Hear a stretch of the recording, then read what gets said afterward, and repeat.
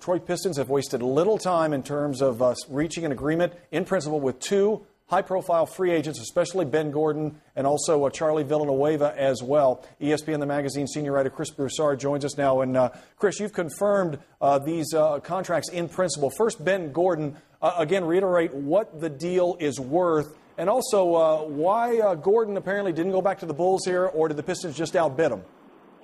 Yeah, the contract's going to be worth $55 million over 5 years. And I think that the Pistons' aggressiveness with Gordon and really the love that they showed him, remember Gordon has been in intense contract disputes with the Bulls the past two summers. And they weren't willing to give him, the money he was looking for. Now, that may have changed this year. I guess we'll never know. But Gordon, he wanted, the Pistons showed him that he was a priority for them, and they put the money on the table right away, got to him first, and I think that's kind of what combined, all those things combined to make him decide to become a Piston. And, Chris, again, we want to reiterate that these are only deals in principle, and teams cannot officially announce the signing of free agents until next week. But let's stick with Ben Gordon for a second. Chris, how do you see him fitting in with that Pistons offense? Well, if they stand pat in terms of making no trades, then he's going to be the third guard. Rodney Stuckey will start at point. Rip Hamilton will start at the 2, and they'll bring Gordon off the bench. I mean, he'll play a ton. There's no question. They feel like he can get them 18 to 20 points off the bench. He's been doing that in Chicago for a few seasons. So this is going to be, Joe Dumars has thoughts of the days when, Isaiah Thomas, himself, and Vinnie Johnson were a great triple threat from the backcourt in their days with the Bad Boys. So Gordon is going to be a primetime player. There's also the chance that they may trade Rip Hamilton. They are not shopping him, but they're open to trading anybody on their roster. They realize they're not championship level right now, even with these signings or these agreements. So you may see them move Hamilton. Maybe not, because they'll go with the 3 of them, but you may see him moved and then Gordon removed into the starting lineup. Chris, that's the first time I've heard anyone mention that that's even a possible scenario, and especially since Michael Curry was fired yesterday. As you well know, one of the big bones to pick there with Curry was that he and Rip Hamilton didn't have a good relationship. So why would you nuke the coach and then, trade Rip Hamilton? Well, again, it's not a guarantee or a definite that they will trade Rip, but they're listening to all offers. Just like they traded Chauncey Billups last year, they could trade Rip this year.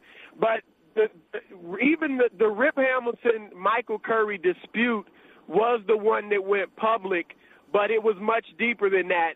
Curry had problems with several players, none as intense as Rip Hamilton, but he still had problems with several players. He had lost the respect of most of the players in the locker room. They were even questioning his strategies, his knowledge. And so whether Rip was there or not, I'm told that really had no bearing on Michael Curry's situation with the team. And also, the word was spreading around the league, as we know players talk, and the Pistons feared that, it might be a deterrent to them signing some free agents if Curry was the head coach. All right, so Chris, no coach. We've heard Avery Johnson. We've heard Doug Collins. From what you've heard from your sources, are they the top 2 candidates? Is there anyone else in the mix? They are the top 2 right now. Collins definitely wants the job. Avery, they talked to him last night, and I'm told that they were going to talk today. I'm not sure if that's happened or not. I would believe that it has. Remember, Avery still got 2 years left where the Mavericks are paying him $4 million each season. So he's not in rush to necessarily start coaching again. This is not a bad situation. It's something he's certainly interested in, but there's no guarantee that he will take it. But Doug Collins is also right there. And I think both of these guys are kind of neck and neck right now. Chris, one final thought before we let you go. Also, moments ago, Charlie Villanueva agreeing in principle to a deal, again, which can't be announced officially until next week. Why do the Pistons like Villanueva? Well, they think, they need some scoring on their front line. Their priority now is to re-sign Antonio McDyess, but we know McDyess is not going to be a huge scorer. And Tayshaun Prince doesn't score a lot as well either. So they feel like Charlie Villanueva can come in there. Last few months of the season, he averaged about 20 points and 7 rebounds in Milwaukee.